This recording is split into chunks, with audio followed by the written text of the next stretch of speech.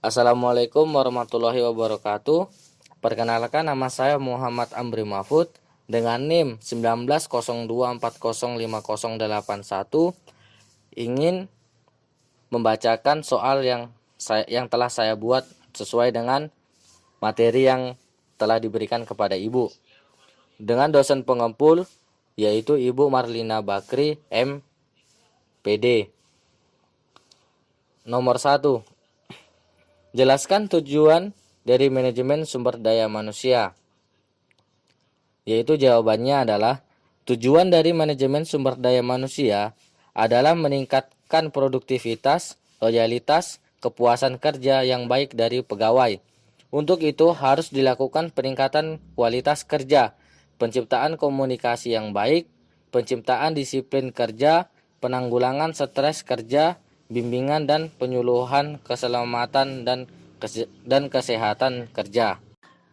Baik, yang nomor 2 yaitu jelaskan pengertian SDM, sumber daya manusia menurut Haji Hadir Nawawi 2000.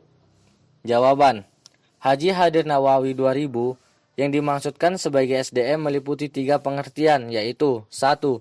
Sumber daya manusia adalah manusia yang bekerja di lingkungan suatu organisasi, disebut juga personil, tenaga kerja, pegawai atau karyawan.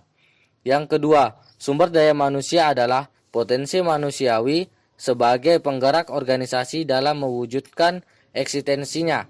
Yang ketiga, sumber daya manusia adalah potensi yang merupakan aset dan berfungsi sebagai modal non-material, non-finansial di dalam organisasi bisnis yang dapat diwujudkan menjadi potensi nyata atau real secara fisik dan non-fisik dalam mewujudkan eksistensi organisasi. Nomor 3. Jelaskan pengertian analisis jabatan. Analisis jabatan adalah proses, metode, dan teknik untuk menetapkan data jabatan, pengolahannya menjadi informasi jabatan, dan menyajikannya untuk program kelembagaan, kepegawaian, serta ketatalaksanaan dan memberikan layanan kemanfaatannya bagi pihak yang menggunakannya atau memberikan gambarannya spesifik jabatan tertentu.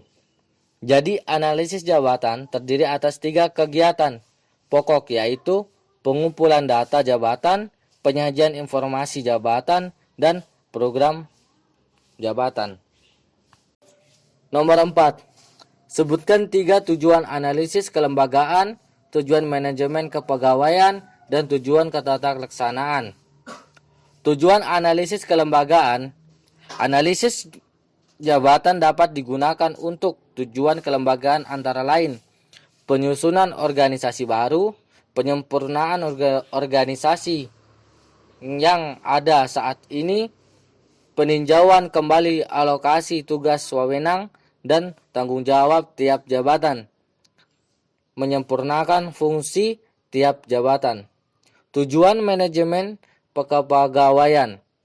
Analisis jabatan dapat digunakan untuk tujuan kepegawaian antara lain perbaikan sistem rekrutmen, seleksi pegawai, informasi penting penilaian jabatan, penyusunan jenjang karir, penyempurnaan pola mutasi, promosi dan rotasi, perbaikan program pelatihan dan pendidikan pegawai.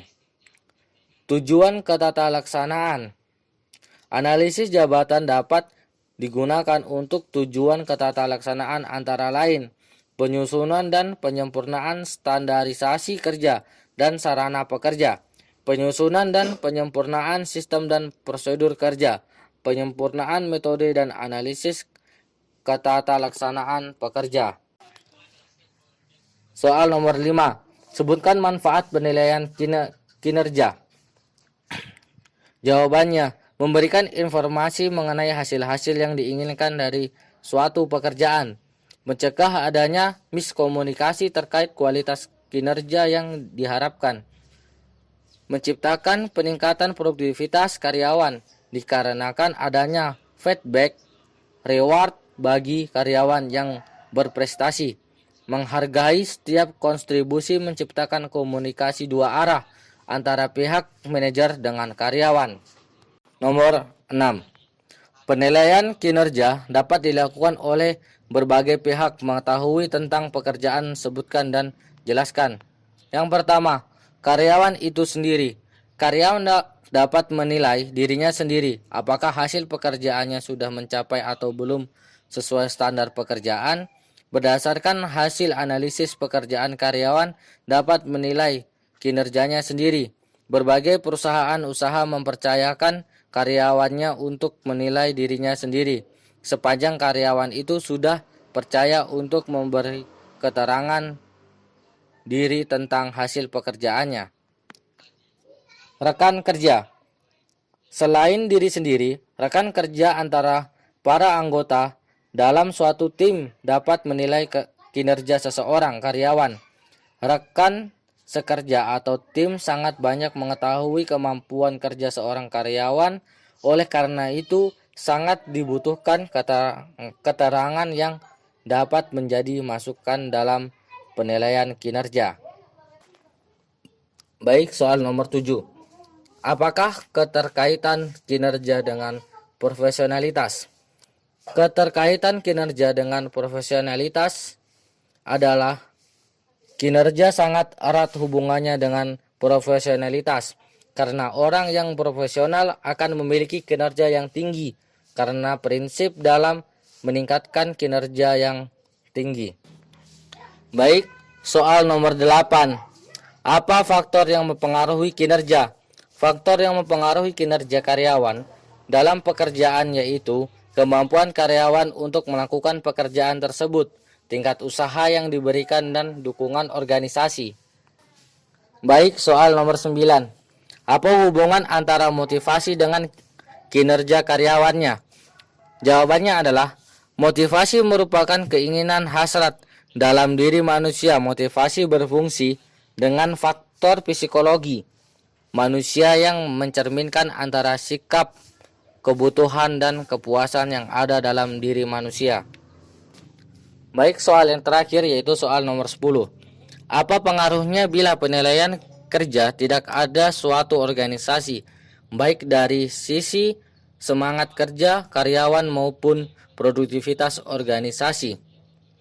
Pengaruhnya, biasanya penilaian kinerja berujung pada beberapa persen kenaikan gaji seseorang karyawan, atau bisa juga berujung pada beberapa bonus yang didapat oleh karyawan. Logikanya, dengan semakin baik kontribusi orang karyawan, maka gaji atau bonusnya akan semakin besar dan tinggi. Baik, itulah tadi 10 soal yang telah saya buat sesuai dengan materi yang Ibu berikan, dan saya akhiri. Wabillahi taufiq hidayah. Wassalamualaikum warahmatullahi wabarakatuh. Tetap jaga kesehatan dan jaga jarak. Terima kasih.